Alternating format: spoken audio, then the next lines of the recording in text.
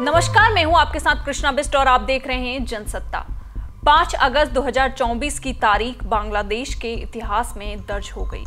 दरअसल इसी दिन बांग्लादेश की पीएम शेख हसीना की सरकार का वहां की सेना ने तख्ता पलट कर दिया।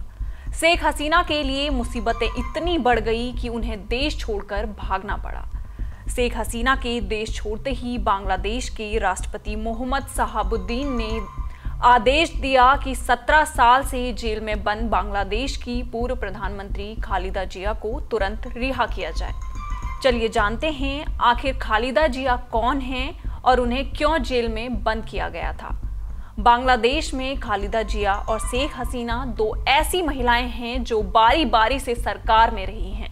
आज जिस तरह से शेख हसीना की सत्ता गई, कुछ इसी तरह से खालिदा जिया को भी अपनी कुर्सी एक दौर में गंवानी पड़ी थी।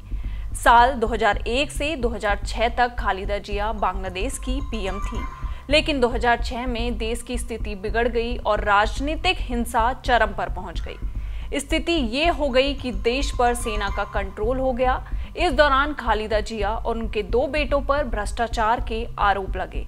बाद में जब 2009 में शेख हसीना की सरकार बनी तो उन्होंने फैसला कर लिया कि अब खालिदा जिया को वापस सत्ता में नहीं आने देना है। इसके बाद 2018 में खालिदा जिया पर आरोप लगे कि उन्होंने अपने पति के नाम पर बने एक अनाथालय में धन का गबन किया है। और फिर साल 2018 में ही भ्रष्टाचार के 2 आरोपों में खालिदा जिया को 17 साल की सजा सुनाई गई। साल था 1996 का। खालिदा जिया बांग्लादेश की पीएम थी, लेकिन कुछ ही महीनों बाद एक आंदोलन की वजह से उन्हें अपने पद से इस्तीफा देना पड़ा।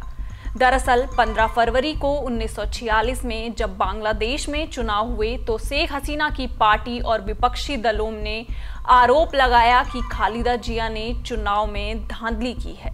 विपक्ष ने इस चुनाव का बायकॉट किया और खालिदा जिया को उनके पद से हटाने के लिए देश भर में असहयोग आंदोलन शुरू कर दिए।